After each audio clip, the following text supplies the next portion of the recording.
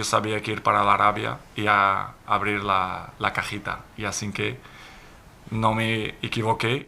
If you're thinking about one of the biggest sovereign wealth funds in the world, would you rather have them as a partner or an enemy? At the end of the day, money talks, and you'd rather have them as a partner. Sports in Saudi will benefit from these collaborations and these ownership. Football, F1, boxing, golf. It's just some of the sports that Saudi Arabia has heavily invested in. It's threatening to change sport as we know it. So why does it matter?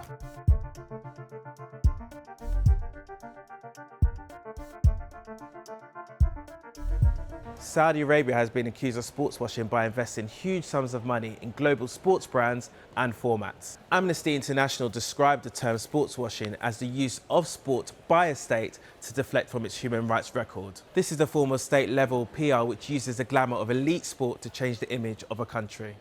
But Saudi Arabia isn't the only country accused of sportswashing. Qatar has also been accused of sportswashing for their human rights record over migrant workers whilst hosting the 2022 World Cup. Saudi Arabia's engagement with sport is one of the hottest topics of discussion.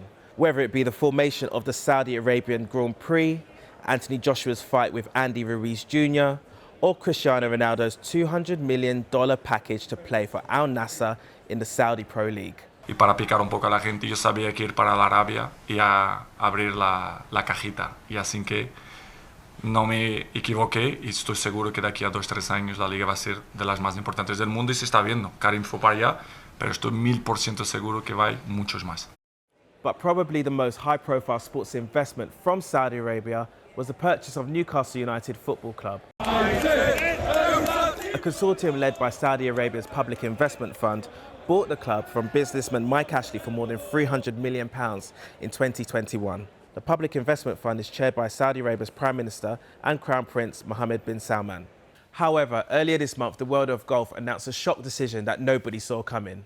After years of legal disputes, the established PGA Tour and the Saudi-backed Rebel Series Live Golf announced they were merging to create a larger golf enterprise with billions of dollars invested into the sport. I still hate Live. I hate Live. I hope it goes away. Whether you like it or not, the PIF are going to keep spending money in golf.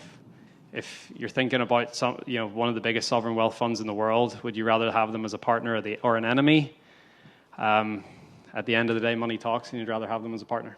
As the football summer transfer window opens and many players opt for moves, pundits like Jamie Carragher have expressed concern about the growing Saudi influence in sport. He tweeted, "I wasn't worried about the Saudi league taking players in their 30s, a touch worried with players below the elite, but if it happens, it feels like a game changer." Speaking in February, former Manchester United player and Sky Sports pundit Gary Neville said the horse has already bolted when it comes to state involvement in the Premier League.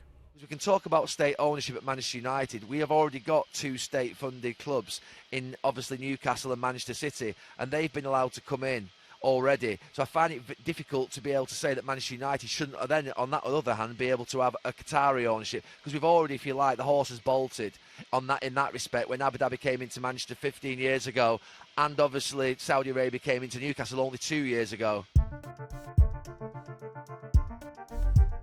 Human rights groups have ranked Saudi Arabia as having one of the worst records in the world.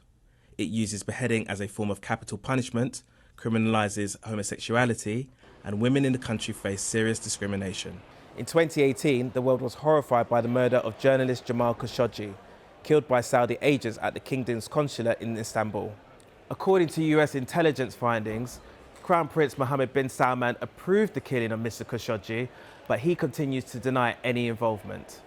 Speaking at the Qatar World Cup, Saudi Arabia's sports minister was asked by Sky News whether the murder of Khashoggi damaged the country's reputation. Everyone was horrified by what happened, and everyone condemned it in the kingdom. We've seen a lot of reforms that happen in Saudi, and to make sure that such a thing never happens again.